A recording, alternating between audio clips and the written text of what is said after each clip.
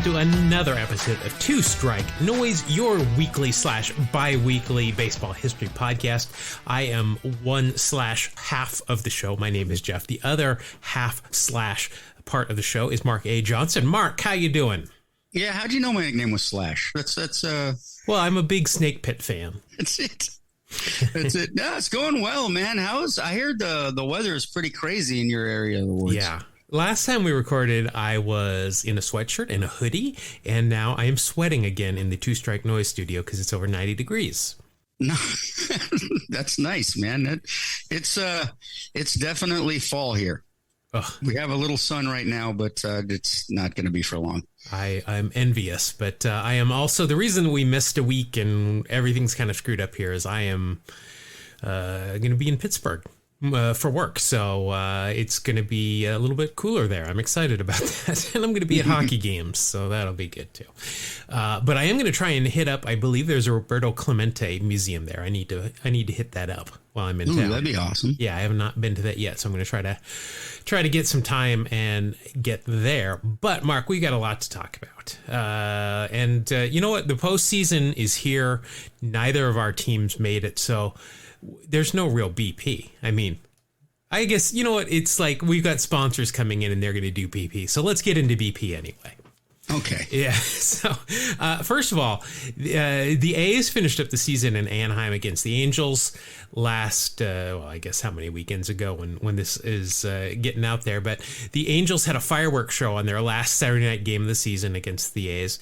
And in fitting fashion, a tree outside of the stadium in a parking lot caught on fire from the fireworks. And in just like a chef's kiss to their season, there's a picture of a bunch of Angel fans standing around this tree watching it burn.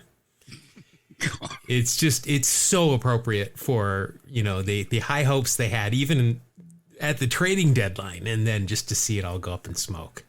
Yeah, very sad story. I feel for them. Sometimes Angel fans and A's fans are at odds, but you know, they had people wearing Sell shirts. They chanted Sell the team when the A's were there. So I appreciate it. And yeah, hopefully they'll have at least Trout next year. I don't know. Maybe they'll plant a new tree. The tree is replaceable. Shohei Ohtani, a little bit less so. Yeah, it's tougher to find those kind of guys. Yeah, you can't really go to Costco and pick up a Shohei Ohtani.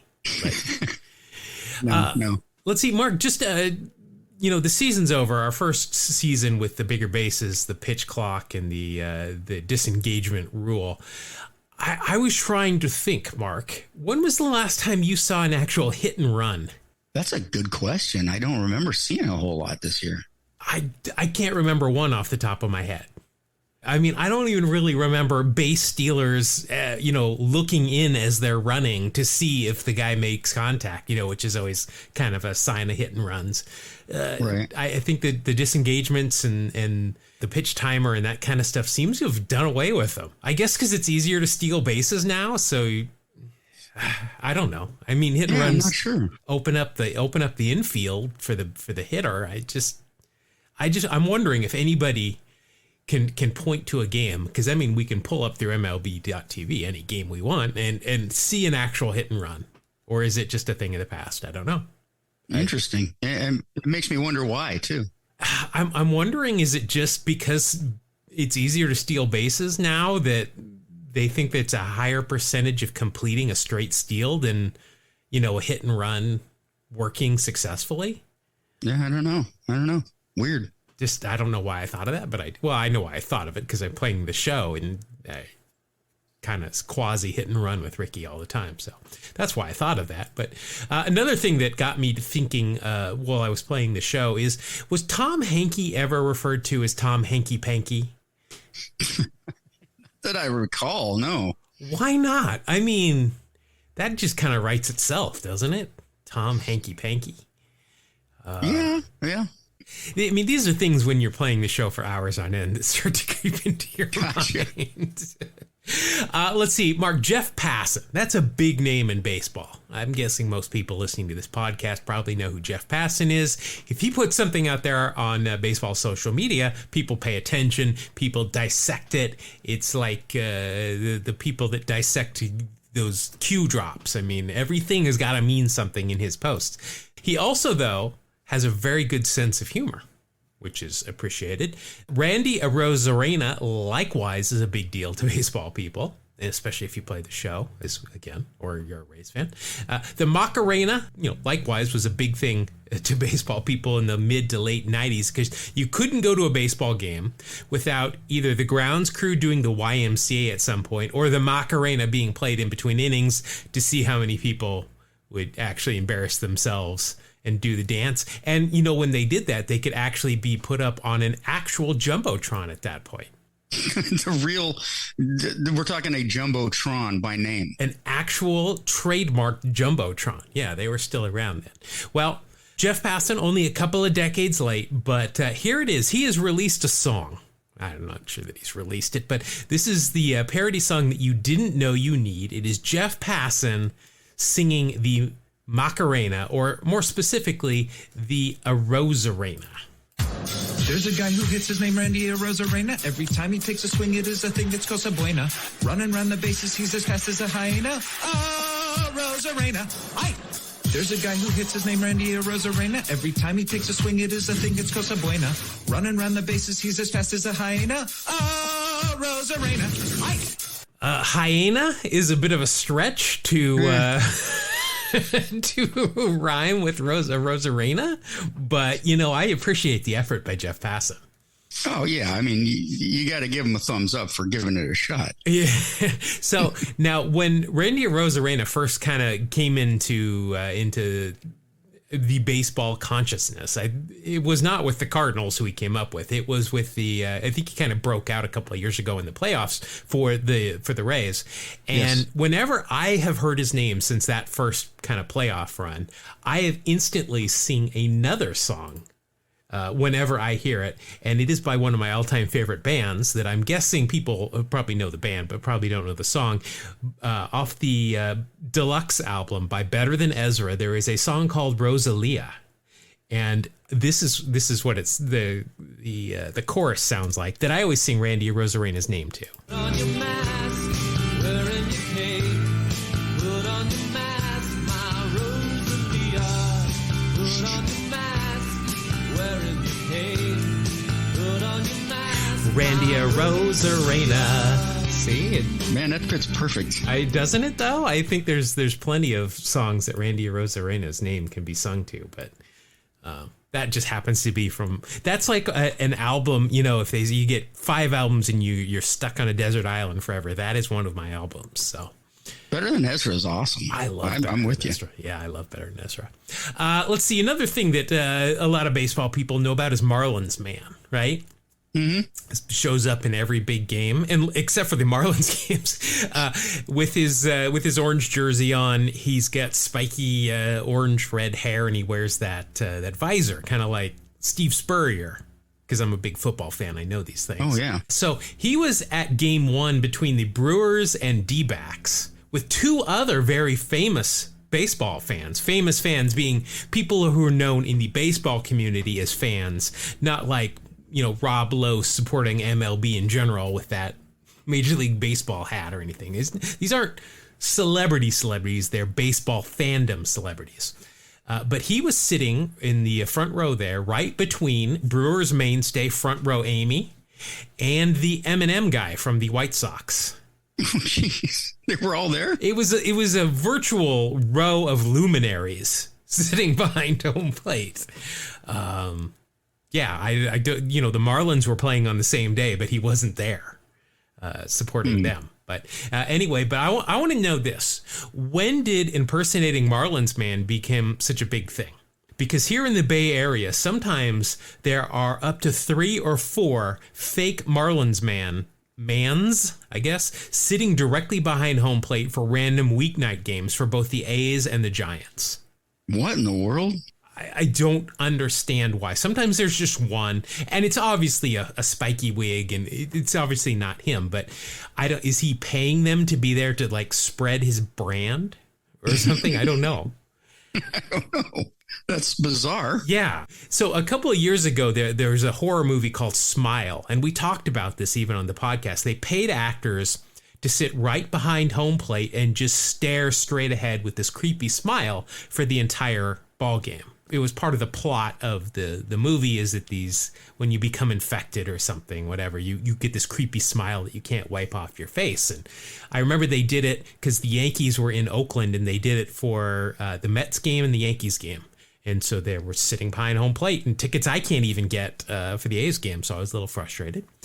Baseball is the only sport where fans can be seen every pitch for long amounts of time, which is another thing that differentiates it from every other sport.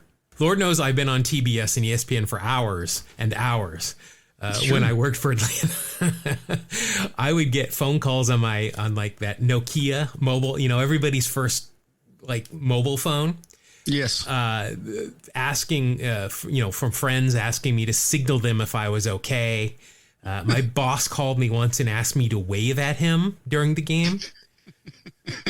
One time my wife, girlfriend at the time, texted me that she was watching me on TBS while she was in a conference at Denver. So during the pitch, I got up, turned around, and bent over to give her and the rest of America a little treat of seeing my apple bottom. That was very nice. I'm pretty sure that was at the height of Nellie's career at that point. So that comment probably, I thought that was a pretty good reference, but if I have to explain it. You know who I haven't seen in a long time, and this goes along with our general history theme. Remember the guy with the rainbow colored afro? And said John 3:16? That guy. Yeah. Well, I haven't seen him in a while. Unlike Marlins, man, I think that because you just buy the rainbow wig and make a sign and anybody can do it because they were everywhere. Yeah, I agree. I don't know what happened to him. Maybe he's a hermit now somewhere. I remember it was one of my first brushes with fame was running into that guy. Well, you're using the term fame pretty. Well, when I was a kid, it was a big deal. I know. It's just like Crazy George. When Crazy George was at an A's game I was at, I was in awe of him.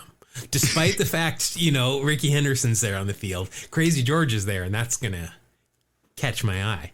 That's right. So I saw this. There's a subreddit called Unpopular Opinions, and it kind of bled over into the baseball subreddit last week. This was posted as an unpopular opinion where somebody said that they would take Ty Cobb over Ken Griffey Jr. Just career-wise. If you've got to choose, you got to choose one of those two. Who are you going to choose? And I looking at data here, and I'm just curious: is this really an unpopular opinion, or is this just? I'm trying to grasp this because they're both Hall of Famers. They're both incredible players. But if you look at the numbers, Ty Cobb blows away Ken Griffey Jr. in every category except for power. Sure. Which Ty Cobb played during the dead ball era, and we've discussed the story of Ty Cobb if he wanted to hit home runs, just like Ichiro. He said, okay, I'm going to go out and hit home runs this game, and then he hit 3. Right.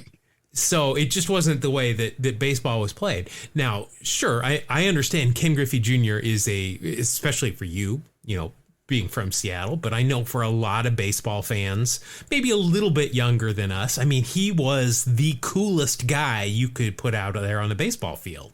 No question. But if you're going to choose the career of one of those to be your franchise player, who's it going to be? Yeah, that's tough. They played in very different eras. Yeah, so. Exactly. And one of those tools that we can use, which I know is kind of a lightning rod. I love WAR. I don't, WAR is not an all end all be all thing. It helps to compare. It's not any kind of, black and white kind of tool. But let's look at WAR between the two of them. Ken Griffey Jr. had an 83.8 WAR. Ty Cobb had a 151.4 WAR. So that's almost twice the amount of WAR. Interestingly enough, they both played almost the exact amount of same games. Ty Cobb played 1,905. Griffey played 1,989. Now, I think Griffey was hurt a lot more than Ty Cobb was, though. So, some of these numbers, Ty Cobb is way ahead.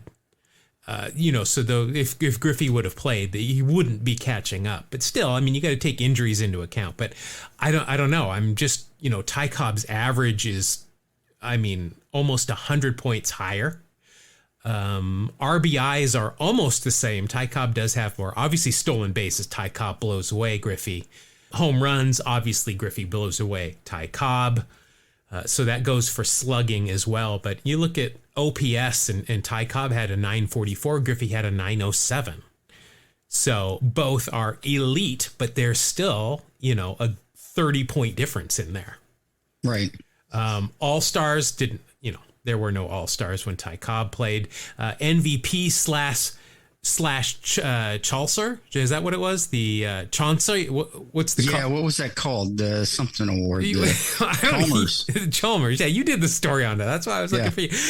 One Chalmers award to one MVP award. Ty Cobb won 12 batting titles. Griffey won 10 Gold Gloves. Of course, there wasn't such a thing, or Silver Sluggers, but Ty Cobb also won a Triple Crown. So, I mean, he led the league in home runs one year, right? Yeah. I don't know. I just don't think it's an unpopular opinion. Obviously, you couldn't go wrong either way. But when people post this is unpopular, it generally isn't. So, right. I wanted to get your take on that because I know you're a big Griffey guy. Oh yeah. Mark, this show is debuting. It's scheduled to. Again, I'm on the road, so I'm doing my best here.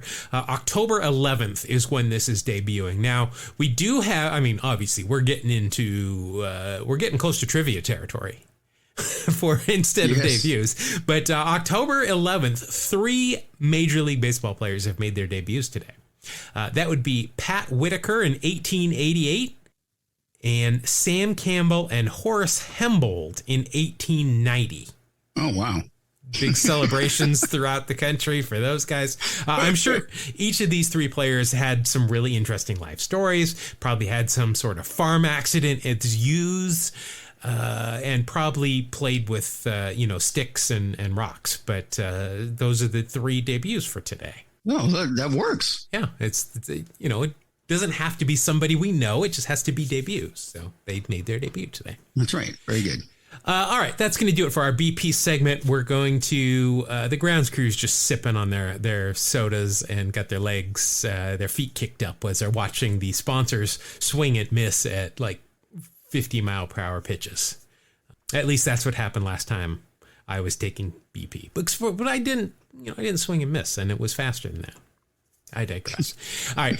This is because it's kind of an odd week for us. We're going to do a version of Tales from the Dugout here. Now, Mark, it's going to be a little bit different. You've got a story that we're going to get to here in a minute, but I'm going to go first. And I have compiled, I think we've done this once or twice before. I've compiled some trivia questions that I'm going to ask you and our listeners. So I'm going to ask those questions. Then we'll go do your story, and then we'll come back and you can answer the questions, and then I will, tell you if you're right or wrong, and give everybody the answer, and see how many of our listeners can, are they smarter than a podcast host? Man, that would be a show that nobody would watch because we'd lose every time. Well, yeah, I know. Just from the messages we get, obviously, I think every one of our listeners would beat us. But you know what? There is no shame in that. We just love to talk baseball. So, yeah. So let's get going here, Mark. I'm going to ask you, I got 10 questions here. I'm going to ask you these questions. If you want to think about them or answer them right away, that's cool. If not, I'll just go through them, and then we'll do your story, and then we'll come back and do some more thinking on these. But are you all ready to go? Yeah, sure. I've got my thinking cap on, and it's kind of messing my hair up, but I can do it. Well, look, can we make it a thinking toque? Because I'm going to start out with some Canadian questions. Okay, I got my thinking toque on, eh? Yeah, all right. Don't hork my my spotlight here. Let's see. In honor of this podcast being a weekish late because of hockey season, let's start out with some questions about the Great White North here. Number 1 question. Name the 4 Canadians to have won a Major League Baseball MVP award. Ooh. Now, there's a little twist to that, but when we get to the answer, I'll tell you that. Question number 2. What is the award called that is given annually to a Canadian baseball player who is, quote, judged to have excelled in individual achievement and team contribution while adhering to the highest ideals of the game of baseball, end quote. Ooh, I don't know if we got anybody that fits that description in baseball. We got plenty. Okay.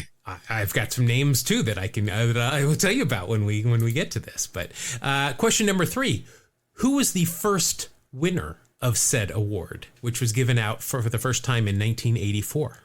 I'm going to hold off on number 4 because it kind of gives you, in the question, it kind of gives you an answer to some of the earlier questions. So just know that there will be a 4th question, but I'm not going to give it to you just yet.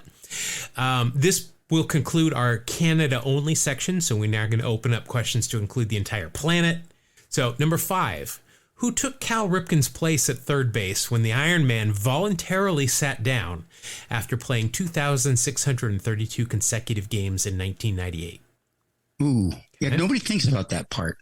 Who has the second, this is question number 6, by the way, who has the second longest hitting streak after Joe DiMaggio's 56 that he did in 1941?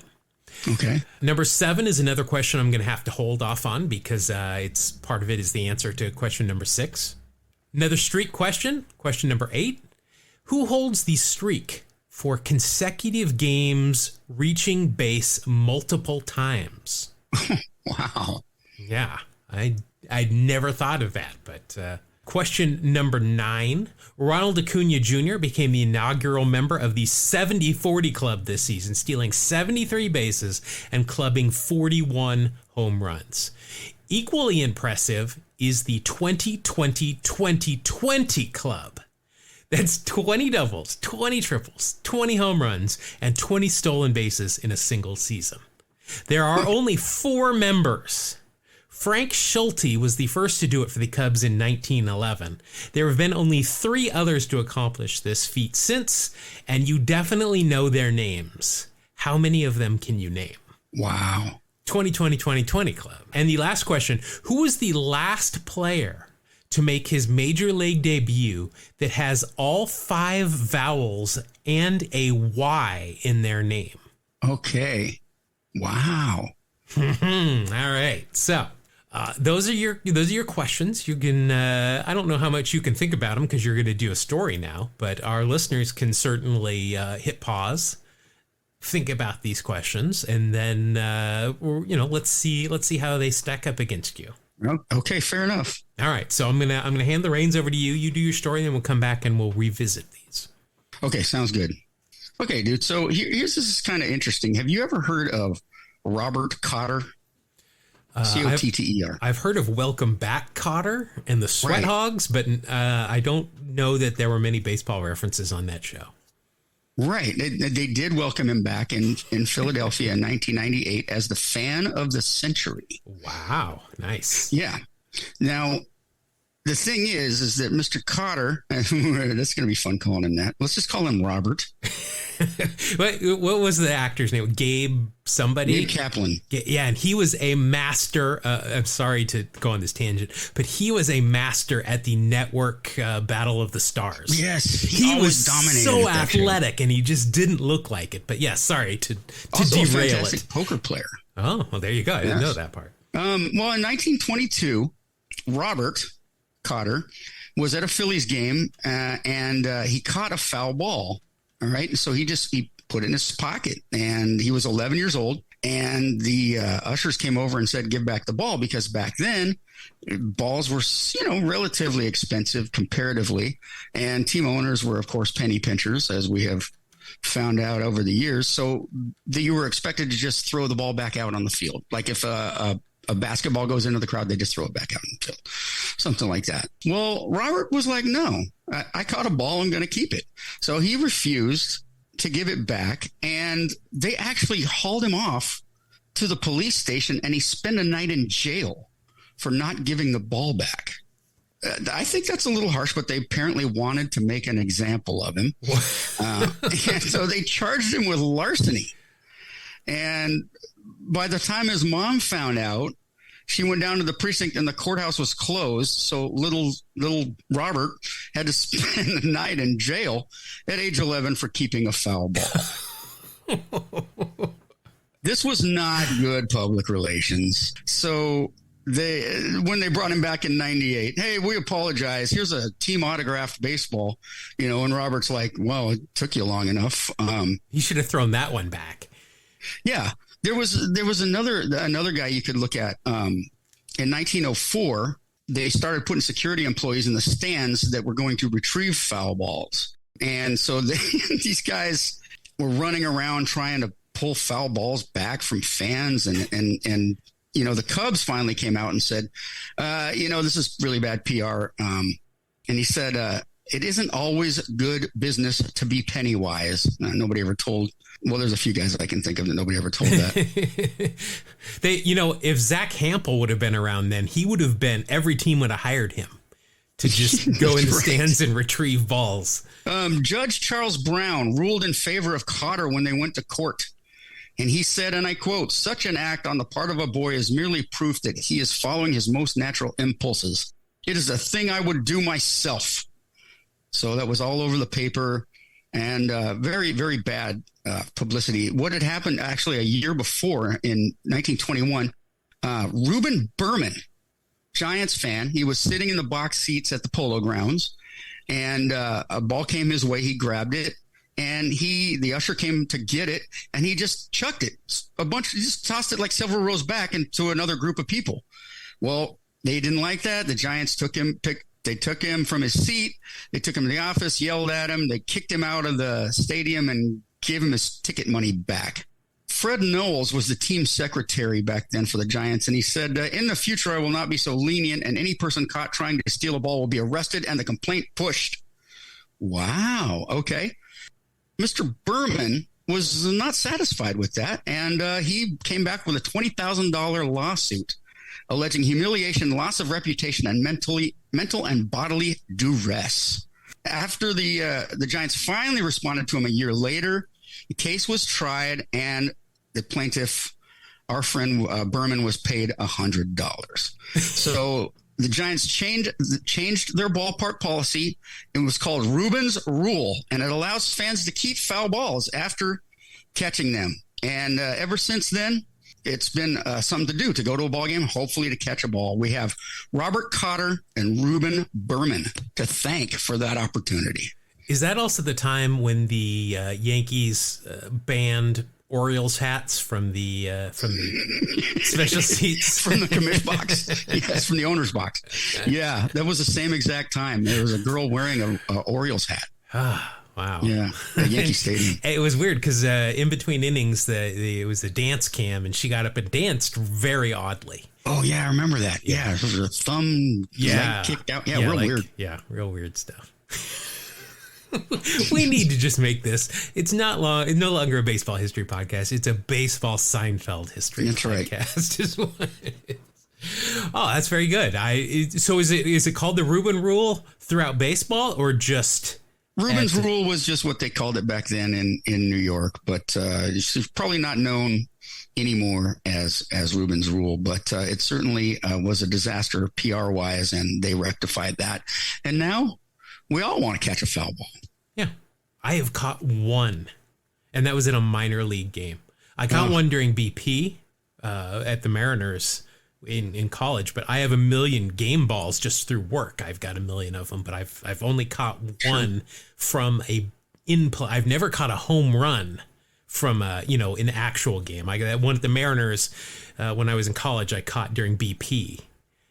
But okay. Have you ever caught one? I mean, I know you likewise have a lot of game balls, but I mean, have you ever caught one? I caught a few of them in the minor leagues. As far as, for the Mariners and the big leagues at all. Closest I ever caught was I had a Don Mattingly foul ball go off my hand and somebody else got it. Ooh, that would have been nice. No, I've never gotten one in the bigs. I'm curious, listeners, let us know how many, how many balls. I know, we just met up with Marshall, one of our great listeners who, is making, I think he's got 40 ballparks or something under his belt. Like, he's been to a lot. I'm wondering how many of our listeners have caught actual balls, not during BP, or if you want to tell us, that's fine. In play balls from a major league game, and how many have caught a home run? Because that's kind of like the Holy Grail. That's kind of like the Holy Grail, right? The penultimate.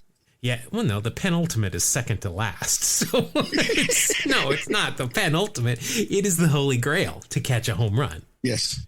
And yeah, I'm curious. Let us know. Anybody's done that. Yeah, we'd love to hear your stories. Yeah, maybe we should do that. Maybe we should open up the phone line again and have people call in and leave us your baseball, catching a baseball story. All right, Mark. Yeah, thank you. That was good. We got to remember Rubin's rule. I'm just going to refer to it as Rubin's rule for now on. There you go. All right, let's get back to our trivia questions here and see how many of these you can get and how many of our listeners can get. All right, Mark, so let's go back to question number 1. 4 Canadians have won the MVP award in Major League Baseball. Can you name them? They're like, I just started thinking of popular Canadian ball players, and so a couple guys came to mind. Larry Walker, Justin Morneau. Yep. Joey Votto. There's 3. I cannot think of another one, man. You got to think back to the last Baseball World Classic before this season, that one. Somebody that played for Canada, though he was born in the United States. I'm drawing a blank. Freddie Freeman. Oh, okay. Yep. So there's your 4 MVPs. Let's see. Morneau in 2006, Larry Walker in 1997, Joey Votto 2010, and then 2020, Freddie Freeman. Okay, yeah, I should have got that one. I mean, it's a little bit of a technicality because, he was born in the United States, but his parents were Canadian, so he's got dual citizenship. Gotcha. All right. The next question was about the award given annually to the Canadian baseball player who, yada, yada, individual achievement, team contribution, adhering to highest ideals of the game of baseball. Do you know what that award is called? I actually do, because it's easy to confuse the award with a former Speaker of the House. Exactly. I remember seeing the Tip O'Neill Award and wondering if it was some kind of legislative award. There's a lot of those. A lot of legislation. The Slaties at every year is always a big deal. And I hope to attend in person one day. Yes. So Tip O'Neill. You are absolutely correct. James Edward O'Neill, a.k.a. Tip O'Neill, a.k.a. the Woodstock Wonder. The Woodstock Wonder. Yeah, he was born in Springfield. And he died in Montreal and he's buried in Woodstock, Ontario. I just assume anything in Ontario is a suburb of Toronto because I think that's all Ontario is. But I don't know. Go Leafs. Let's see. Yeah, Tip O'Neill played for 10 years in the big leagues. Wow. 1887, he had himself a year.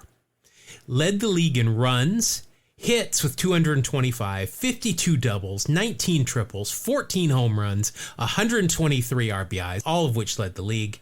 Led the league in batting average with a 435, on base with 490, slugging with 691, and, all of the associated OPS plus, and total bases to go along with that. He led the league in all of those. If there was a Chalmers or an MVP award, I think he would have had that wrapped up. I think so, yeah. Yeah, pretty good player. But yeah, there you go. Tip O'Neill, the award named after him. So my next question that I did not read you because it would have given you the answer there. Who won the first Tip O'Neill Award in 1984? Ooh, the first? Yep. I have no idea, man. I don't even... Well, he was a member of your Houston Astros, and he's a pitcher. Pitcher for the Astros. God, I don't know. I trying to think of anybody that was Canadian pitcher. See, the only guy I can think of for the Astros that was Canadian was Terry Poole. Well, I'd go with that answer then, because that is correct. He's an outfielder. But it doesn't matter. Okay. But, yes. I mean, Tip O'Neill was an outfielder as well. Okay. This is I not. thought you said pitcher. I apologize. No, yeah, I said he. Oh, I did say he was a pitcher, didn't I? I see. I was trying to trip you up, but you fought through it. So he was the first? Yeah. Well, they just started handing it out in 1984. Oh, okay. That would make sense that he was the first in 84. He was the first. He hit 301 that year, 380 on base, 19 doubles, 7 triples, 9 home runs, 55 RBI, 13 stolen bases. And, walked more than he struck out. 59 walks, 45 strikeouts. Wow, for his career. Swimming pool. Yeah, he was solid. I think nowadays he might be called Terry Deadpool.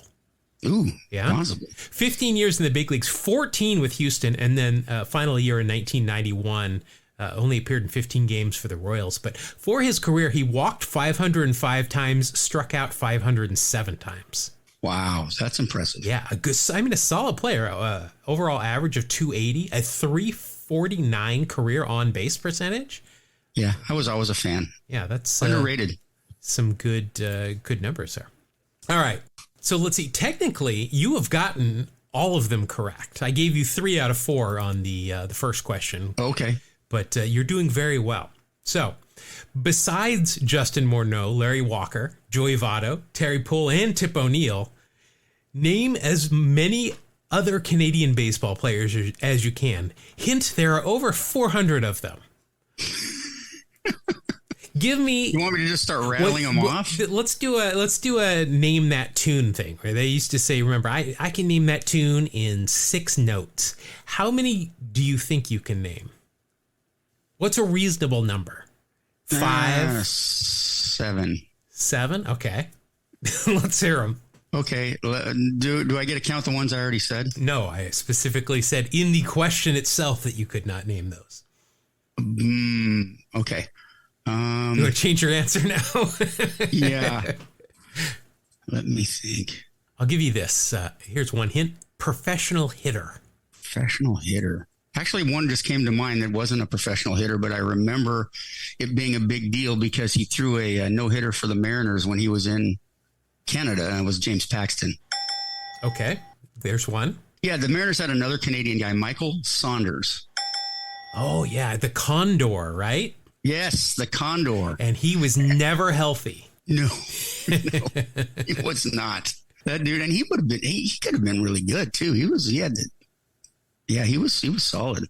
How about, is Matt Stairs from Canada? There you go. Professional hitter, Matt Stairs. There's 3. There you go. Okay, that's what I was trying to figure out. Where am I at? You're at 3. Oh, gee. You promised us 7. You said 7, no problems. Yeah, I know. Rob Ducey. Oh, there you go. Ding, ding. Hitting coach. He played for the Blue Jays, I think, mainly, but hitting coach over in Korea for a while. Another Mariner I'm thinking of, Eric Bedard. Oh, Eric Bedard. He was traded for Adam Jones, right? Yes. Oh, yes. Boy, that was a great trade. Boy, yeah. Very good. There's 5. Just popped him into mind. Eric Gagne. Gagne? Eric Gagne. The Dodgers won. Eric Gagne. There you go. Ding, ding. 1999 through 2008. Very good. Family were Canadian wrestlers, weren't they? Is he related to Vern Gagne?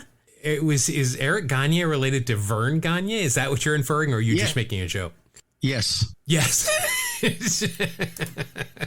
Well, now I got to look, because I've never heard this, and this would be incredible if it was true. Well, if we're pulling Wax Pack's Heroes, I see Mitchell Report. Yeah, that's definitely part of it. No, his father was played several seasons in the NHL. So I was really hoping he'd be related to the wrestling family. I don't think he could have been. We would have talked about that a long time ago. All right, so you have got one left. You're missing a Hall of Famer. I'll tell you that. Okay. There's only 2.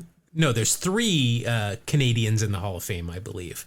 One of which is Larry Walker, who we've mentioned. There are 2 others, though, that are in the Hall of Fame. Can I have like a half hour to think about it? I'm just kidding. Sure. Ferguson Jenkins?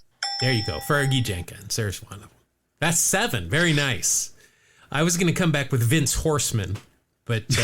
Who's Vince Horseman? Oh, he was a pitcher for the A's in the 90s. Oh, I remember Vince Horseman. And I had not thought of him forever. And then something came across my timeline like last week, and I'm like, oh my God, Vince Horseman. I haven't heard that name forever. And he's Canadian, apparently. Wow. All right, so...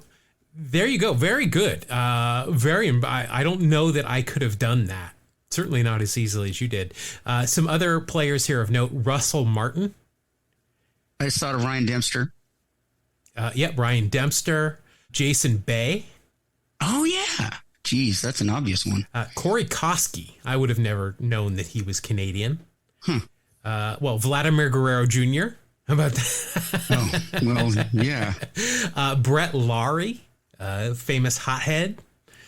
Let's see, you said Ryan Dempster. Pete Orr. Do you remember him? I remember he came up with the with Atlanta, I think. Pete Orr? Yeah. Infielder, utility guy. I just know him from working in Atlanta. Okay. Josh Naylor, there's a current current player. John Axford, there's another one I was thinking of. Okay, I just thought Paul Quantrill. Okay, there you go. Yeah, very nice. Paul Quantrill, actually the most games appeared in as a pitcher, Canadian pitcher. Oh, really? Also, Riel Cormier. Now, I'm going to guess he's from Montreal or somewhere right around there. I used to have that guy in Strat. Let's see. Jordan Romano, there's a current player. Jeff Zimmerman. Didn't know that. Oh, yeah. Paul Spolarczyk. Oh, Paul Spolarczyk. Oh, yeah, I missed that guy. How did I not remember Rich Harden? I remember he's from Canada. Oh, wow. I mean, there's looking at this list, Cal Quantrill, who is obviously Paul's son. Sure. Also, there's a good number of names here that we've mentioned before that are from Canada. All right. Well, I'm going to give you. Well, I'm not going to give you credit. You got that. Very nice. Ding ding. All right. Now we move on from the Canadian section. Who took Cal Ripken's place at third base when he finally took a seat in 1998? I believe it was Ryan Miner. Very nice. Very nice. Ryan Miner. He was a stud out of the University of Oklahoma.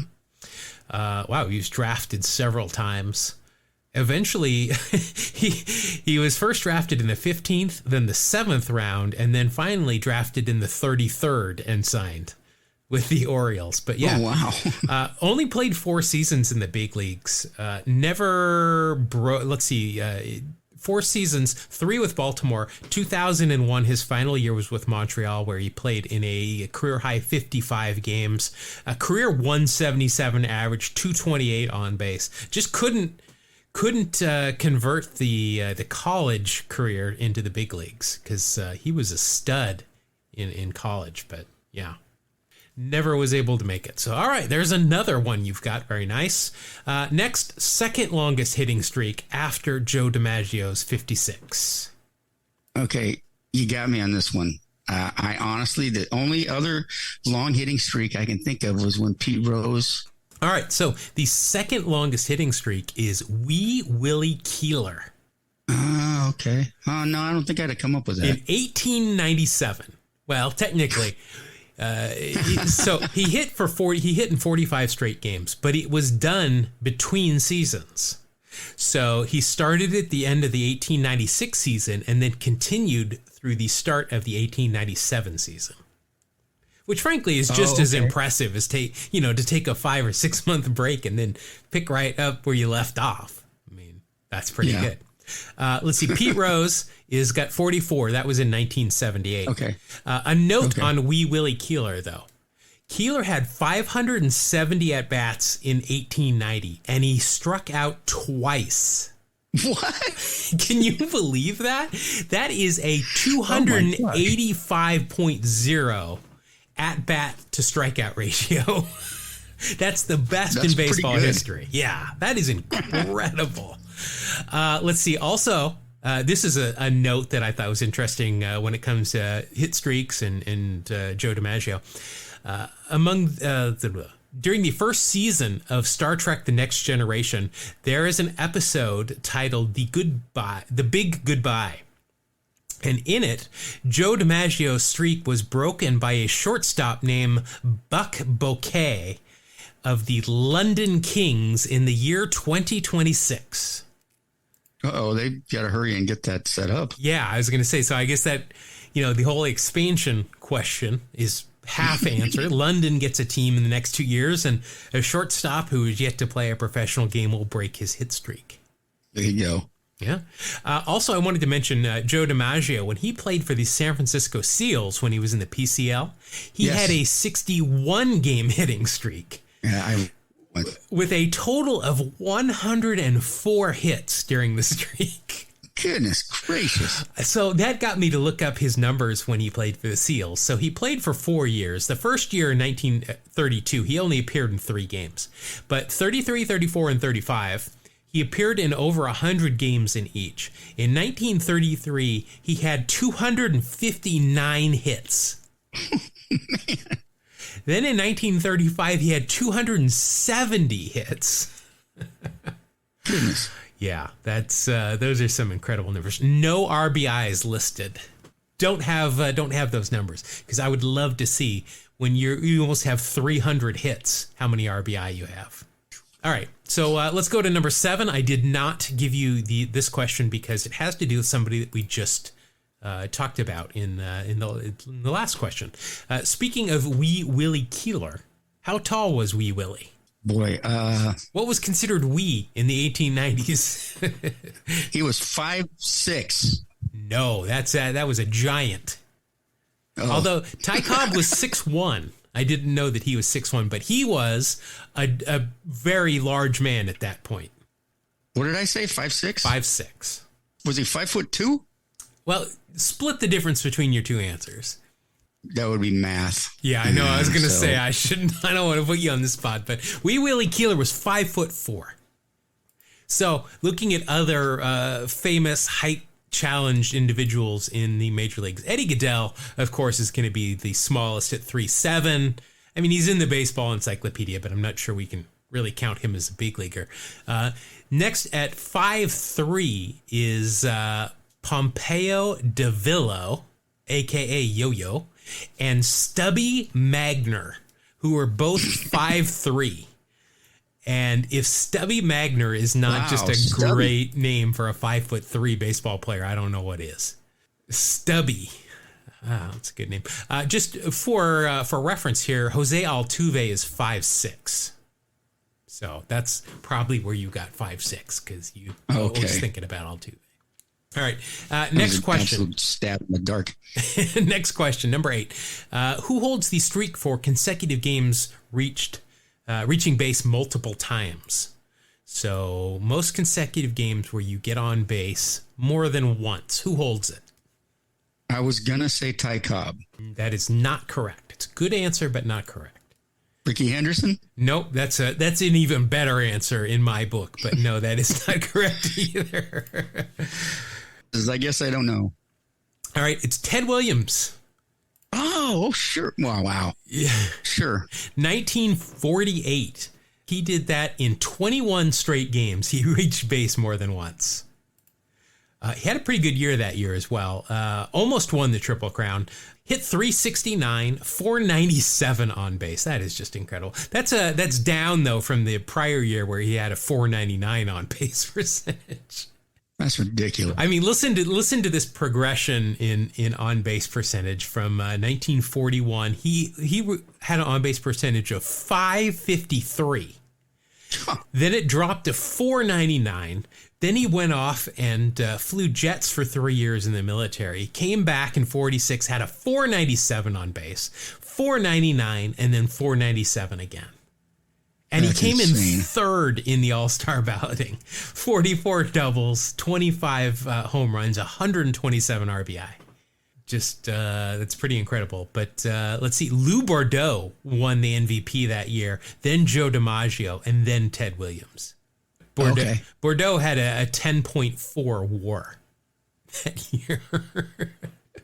Which that's pretty incredible. Let's see, 355 average, 453 on base, 18 home runs, 106 RBI. Wow. Okay, so he had 676 plate appearances. He struck out in a very Wee Willie-esque type effort 9 times, and he walked 98 times. Jeez. Goodness gracious. In his 15-year major league career, he walked 796 times and struck out 309. That's incredible. Wow. Wow.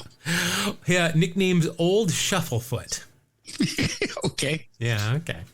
All right, so you're struggled in these last two. You did really good up until these last two, but yeah. Okay, number 9, Ronald Acuna Jr., inaugural member of the 70-40 Club.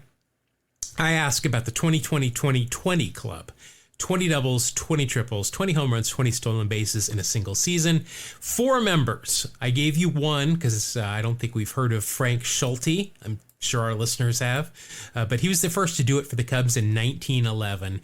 There are 3 others, of which have been named on this podcast many times for different things. But can you name any of them? So you got to think. I had a couple guys come to mind. Yeah, you got to think power and speed. Right. And I don't think this is right, but I remember a year where Ryan Sandberg had a ton of triples. Yep, but he did not have the other required.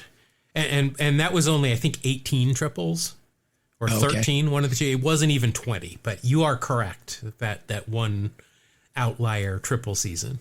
Okay. And then the only other guy I could think of was like early George Brett. Nope. He is a member of the 2020-20 Club. Oh. Does not have the stolen bases, in that season. But, yeah, that was 1979. That was a great year for him. Okay, one more guess. And again, I'm guessing Willie Mays. There you go. There's one of them. Okay. Yeah. Power, speed. 1957, 26 doubles, 20 triples, 35 home runs, 38 stolen bases. That's a pretty good year. Yeah, that's a pretty good year. The other, so 1911, Frank Schulte, 1957, Willie Mays. Then you have to jump forward 50 years to 2007, where the last 2 players both did it in the same year. Oh, wow. Both Curtis Granderson and Jimmy Rollins. Oh, my gosh. So they both had 38 doubles. Grandy had 23 triples. J-Roll had 20. Granderson had 23 home runs. J-Roll 30. And then the Grandy man had 26 stolen bases. And Rollins had 41. Wow. No, I those guys did not cross my mind. That's incredible, though, to go 50 years and then have 2 people do it in the same year. Yeah. But no, you're definitely getting credit for that. Very nice. Our final question here. Who is the last player to make their major league debut that has all 5 vowels and a Y in their name? Yes. I tried to come up with something, but I have no idea. I'm drawing a complete blank on this one. When I think of Y, the only person I think of is Yoenis Cespedes. But he doesn't have all the vowels. But also, Y doesn't have to be the first letter of the name. But the answer, as far as I can tell, please let me know if I have missed somebody. But in 2005, Yuniesky Betancourt made his major league debut. Oh, Yuniesky Betancourt? Really? Yep.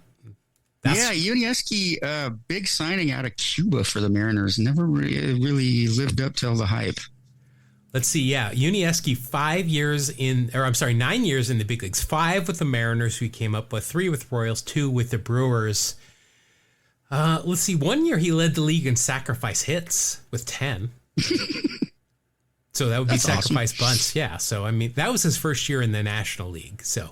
I should have had that one. I should have got that one, though. No, I can't fault you for not knowing that. Now, a little bonus here. The only player in Major League history without a vowel anywhere in his name was White Sox catcher Bird Lynn, Byrdlynn. Now, obviously, sometimes the letter Y is a consonant, and other times it's a vowel. I found this rule that says the letter Y is a consonant when it is the first letter of a syllable that has more than one letter. If Y is anywhere else in the syllable, it is a vowel. So since the Y is the second in both of these words, I think it's a vowel. But gotcha. Bird Lynn, though. There you go. The unconventional vowel-less name. Bonus question here for you, Marco. Which current player has the most consecutive consonants in their last name? Current players, consecutive consonants. Yep. And I don't know, he might have the most of all time. I don't know. I'm trying to think of bizarre names. There's a few in baseball. Yeah, there's definitely a few. But I think my brain hurts from thinking too much. I'm not coming up with anything. It's Paul Goldschmidt. 6 consonants in a row. Goldschmidt, yeah. Yes, of course. All right. So there, you know what? You did exceptionally well. Thank you. You did better than I would. Those were good questions. Yeah, sometimes I find some on other sites, but I came up with these questions off the top of my head as I was doing research and just kind of floating through baseball media as I tend to do. Nice. That's going to do it for this week's show. Thank you again. I know we were a little bit late, but work calls, and unless somebody's going to pay me what I'm currently earning at my other job to do this full time, it's going to happen sometimes. Just saying, if you want to pay me that, I will just sit in front of the computer and write baseball things. But regardless, that's going to do it. If you want more of us, you can find all our links down there in the show notes. It's basically, if you just look for @2StrikeNoise, TWO Strike Noise, anywhere. Even like if you go into a 5 and dime store, you can probably find something that says 2 Strike Noise, because our merch is everywhere. Everywhere. But somewhere that you cannot find at a 5 and dime store, if there is such a thing anymore, that makes me sound really old, is our email address, though. Yeah, we have one of those. It's you got to spell it TWO, 2StrikeNoise @gmail.com. All right. We look forward to hearing to everybody. And what the heck? If you want to, go ahead and look in the show notes and give us a call and let us know if you've ever caught a ball at a major league game. If you caught it, if you've got one, great. But I want to know if you caught it. And if you caught it, was it a home run ball? And was it during a game, or was it during BP? I don't know. Call us. Our number, you can leave us a number. Leave us a message at 607-216-8811. Just in case you were curious, that is the area code of the Baseball Hall of Fame. That's right. That's our location. Yeah. As far as we're in the basement. Knows. Yep. And if you want to write, send an email about your caught foul ball or home run ball, you can do that too. Yeah, just get a hold of us. I mean, there's a plethora, a cornucopia of ways that you can get a hold of us. Let us know about what kind of balls you've got at a game. All right, that's going to do it for this week. We will be back as soon as we darn well can, which will hopefully be next week. I don't know. It depends on whether I'm on the road or not. But yeah, we'll see you on the next episode of 2 Strike Noise. Thank you. God bless you. Have a great day.